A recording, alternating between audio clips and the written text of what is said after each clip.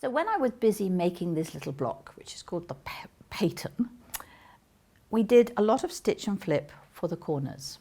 So I ended up with a pile of corners that are like this. They're not accurately cut, they were just sliced off with the help of my scissors, but they're approximately the right size.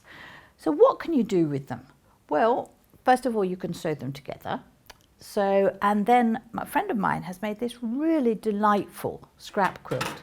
So it's actually, she says, made for free, but of course her time was very expensive. But essentially you are using bits that are offcuts, and before you know it, you'll have made all the component parts for a quilt that's as lovely as this.